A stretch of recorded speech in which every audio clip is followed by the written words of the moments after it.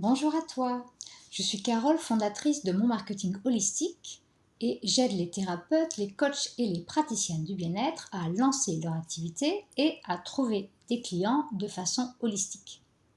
Dans la vidéo de cette semaine, je souhaite partager avec toi 3 raisons pour lesquelles tu ne vis peut-être pas encore de ton activité de coach, de thérapeute ou de praticienne du bien-être.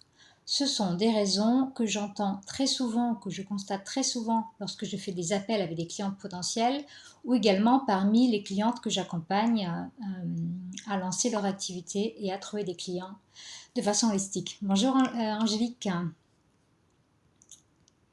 Alors, on va commencer par la première raison. Donc, la première raison, en fait, ça vient souvent de blocages liés à la vente ou au marketing. Très souvent, les clientes que j'accompagne ont une vision assez négative du marketing et de la vente. Elles ont vu passer, et c'est vrai qu'il y en a beaucoup, notamment dans le milieu américain, on va dire, anglo-saxon, mais surtout américain, des techniques un peu agressives, des techniques qu'elles n'approuvent pas, qui ne sont pas alignées avec leurs valeurs. Et du coup, elles ont peut-être cette image aussi pour la vente du marchand de tapis, entre guillemets, dans lequel elles ne se reconnaissent évidemment absolument pas et dans lequel elles ne veulent absolument pas aller. Ça se comprend tout à fait. Bonjour les divines. Et du coup, ça se concrétise comment pour elles? C'est qu'elles ont tendance à rejeter en fait tout ce qui concerne la vente, à rejeter en bloc tout ce qui est marketing, sans voir que peut-être il y a d'autres façons de faire qui peuvent être non agressives, non intrusives et qui peuvent être alignées avec qui elles sont et avec leurs valeurs. Je regarde mes notes en même temps. Donc concrètement aussi, comment ça va se manifester? Ça va aussi se manifester dans le fait qu'elles ont peut-être peur aussi d'être visibles et de se montrer parce que du coup, elles ne savent pas aussi quoi dire pour attirer des clients potentiels. Elles vont par exemple se cacher derrière des publications qui ne vont pas appeler à la vente. Elles vont se mettre consciemment ou inconsciemment d'ailleurs dans une stratégie de non-vente où elles vont se cacher derrière des jolies citations inspirantes, où elles vont poster des choses mais sans jamais proposer ou rarement proposer ou en tout cas pas assez proposer de passer à l'action en proposant d'acheter quelque chose, que ce soit un service, que ce soit un produit, parce qu'en fait elles ont peur des fois aussi de se mettre dans cette posture de vendeur, ce qui est encore un autre problème, et qu'elles ne savent des fois juste pas comment faire pour proposer quelque chose qui fasse du sens pour la personne qu'elles ont en face et qui la suit sur les réseaux sociaux ou ailleurs, même dans la vraie vie, comment présenter ce qu'elles ont à vendre, leur service. Et donc du coup, leur stratégie, c'est souvent soit de ne pas faire, soit de faire, mais de façon incomplète. Et au bout d'un moment, elles arrêtent parce qu'elles ont peur de déranger, peur d'être mal perçues et d'être perçues comme quelqu'un qui vend en fait. C'est souvent un blocage que je rencontre chez les thérapeutes et plus on est dans le domaine du spirituel, plus c'est encore répandu. Donc ça, c'est la première raison. Alors, sachant qu'il y a évidemment des moyens pour faire du marketing qui n'est ni intrusif ni agressif et qui est aligné avec tes valeurs et avec qui tu es. Et c'est ce que j'apprends à mes clientes que j'accompagne. Évidemment, il y a d'autres solutions. La deuxième raison, c'est que souvent, les thérapeutes et les praticiens de bien-être ont tendance à considérer leur activité davantage comme un hobby que comme un business. Comment ça se caractérise Ça se caractérise par le fait qu'elles ont tendance à penser à court terme. Elles vont penser à faire des choses pour les premiers mois, on va dire, mais elles ne vont pas utiliser leur grande vision.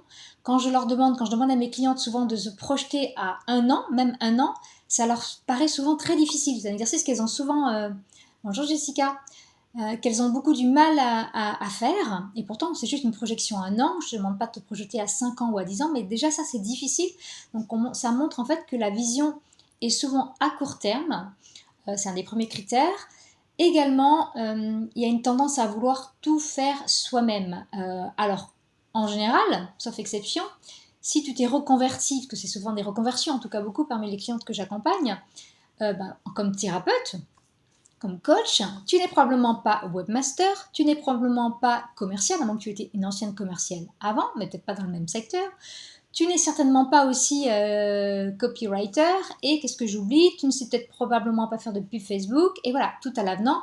Chacun a son domaine de compétences propre et il est rare que tu te reconvertisses en ayant déjà appris avant tous ces métiers-là. Et pourtant, ce que je vois, c'est qu'elle cherche tout à faire elle-même. Alors certes, ça part dans une démarche d'économiser. Donc Angélique me dit, tu as raison, proposer de manière plus ou moins directe des services n'est pas si facile. C'est clair que c'est difficile, hein, c'était le premier point. Donc pour revenir au deuxième point, donc elles ont tendance à vouloir économiser en cherchant à tout faire elles-mêmes, mais du coup, ce n'est pas fait dans les règles de l'art, puisque à moins d'avoir eu cette casquette, si tu as été webmaster avant, il n'y a aucun souci, tu as toutes les compétences pour faire ton site. Si ce n'est pas ton cas, tu gagneras du temps, des nuits blanches et de l'argent à le déléguer à quelqu'un d'autre ou à te former pour le faire, mais de façon sérieuse, en regardant des vidéos sur YouTube, pour avoir quelque chose qui tient la route, qui va vraiment t'aider à gagner des clients et pas un site pour avoir un site. C'est en fait le reflet de leur psychologie qui est qu'elles ont en fait du mal à se mettre dans la posture de l'entrepreneur. Parce que souvent, l'entrepreneur, il a une image aussi assez négative, ça va avec la posture de la vente, hein, qui est l'entrepreneur qui veut faire beaucoup d'argent pour réussir, alors qu'être entrepreneur, c'est juste être à son compte et avoir une activité qui n'est pas forcément salariée, mais c'est pas forcément connoté quelque chose de négatif, c'est ce que tu en fais en fait. Il y a des entrepreneurs qui sont de très belles personnes et qui font de très belles choses avec leur argent, qui donnent une partie de leur chiffre d'affaires à des œuvres caritatives. Donc c'est comme tout. C'est ni blanc ni noir, c'est uniquement ce que tu y mets derrière. Et donc il y a beaucoup de thérapeutes qui mettent derrière cette image de l'entrepreneur des choses négatives, donc elles ont du mal à se reconnaître dans cette image de chef d'entreprise. Et pourtant, si tu y réfléchis, lorsque tu adoptes le statut de micro-entreprise, dans micro-entreprise, comme j'aime bien le redire, il y a entreprise. Donc tu es, que tu te veuilles ou non, une entreprise. Et donc si tu veux prospérer, si tu veux te développer et pouvoir vivre de cette activité, il faut la considérer comme une véritable entreprise. Et ça implique de te mettre dans la posture de chef d'entreprise en termes de ne plus penser comme une dépense, en disant ça va me coûter tant de faire mon site internet par exemple, mais de penser en tant qu'investissement. C'est ok, je vais investir tant d'argent dans mon site, mais ça va me rapporter potentiellement tant de mois gagnés pour trouver des clients, tant de mois de nuits à pas passer à essayer de le faire moi-même alors que je déteste la technique. Et de toute façon, je vais perdre du temps, je vais m'énerver et je ne vais pas arriver à faire le même travail que quelqu'un d'autre dont c'est le métier va arriver à le faire, par exemple. Et c'est la même chose pour la vente, pour te former à la vente, c'est la même chose pour créer ta page de vente, arriver à packager ton offre de service. Si tu ne sais pas faire, il n'y a aucune honte à ça. Fais-toi aider et investis pour aller plus vite et donc pouvoir trouver tes clients plus vite au lieu de revenir souvent vers moi au bout de 6 mois en me disant « Carole, j'ai essayé, j'ai fait ça, ça et ça, mais ça marche pas, j'ai quelques clients, mais en fait, j'y arrive pas parce qu'en fait, les fondations n'ont pas été faites de manière saine et du coup, il faut qu'on reprenne tout au départ. » Donc, mets-toi, le plus vite tu te mettras en fait dans ta posture de chef d'entreprise en ayant une vision de long terme, en investissant dans ton activité, plus vite ton activité va décoller rapidement. Et la troisième erreur que tu fais peut-être, c'est parce que tu as souvent tendance, en tout cas les personnes que j'accompagne au début ont souvent tendance à se présenter ou présenter leur activité en disant ben voilà, moi je vends des séances de réflexologie, je vends des séances de naturopathie, donc tu peux remplacer par la thérapie que tu proposes toi, ça sera la même chose. Et je vais peut-être le dire, mais en fait, il n'y a personne qui cherche à acheter des séances de réflexologie ou des séances de naturopathie ou de psychologie ou de n'importe quoi. Les gens, en fait, ce qu'ils recherchent, c'est la solution à leur problème ou un résultat. C'est-à-dire qu'en général, tu vas rarement chercher une séance chez une diététicienne, tu veux juste perdre du poids et tu vas peut-être essayer toute seule et tu n'as pas réussi. Donc, tu vas chercher de l'expertise, du conseil, quelqu'un qui va pouvoir te dire, voilà, avec mon aide, dans 5 mois, tu auras perdu une taille, enfin je dis n'importe quoi, mais tu auras atteint ce résultat-là. Et donc si les personnes ne sont pas intéressées par tes services, c'est peut-être parce qu'en fait, elles ne cherchent pas en fait ce que tu proposes, elles cherchent la réponse à leur problème. Et est-ce que tu sais vraiment quel est le problème qu'a la personne que tu veux servir et comment le présenter? Est-ce que tu sais comment présenter ton offre pour qu'elle réponde à cette problématique? C'est tout le travail que je fais avec mes clientes qui est de packager une offre qui réponde à la problématique du client de cœur qu'elles ont défini.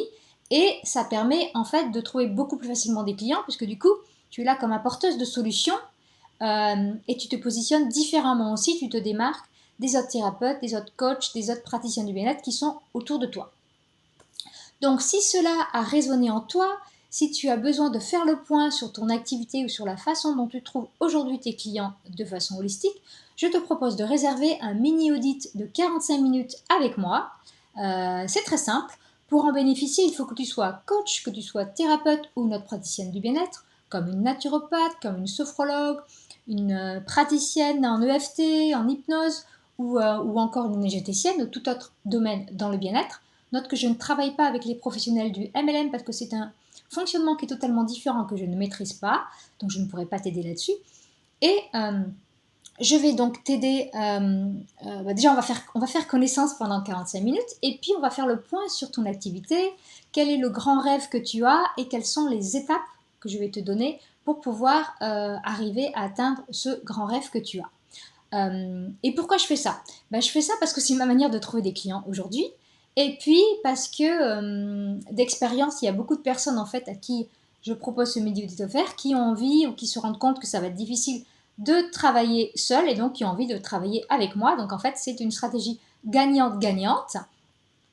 Et pour en bénéficier, il te suffit donc de réserver un créneau dans mon agenda et le lien va se trouver sous la vidéo. Tu auras qu'à réserver directement un créneau de ton choix parmi les plages qui te seront proposées. Donc je te souhaite une très bonne semaine et je te dis à la semaine prochaine pour une autre vidéo de conseils pour les coachs praticiennes de bien-être. Et également, on me dit aussi les numérologues, me dit Angélique, avec grand plaisir. J'ai d'ailleurs une nouvelle cliente qui est numérologue, donc je ne les oublie pas. À bientôt!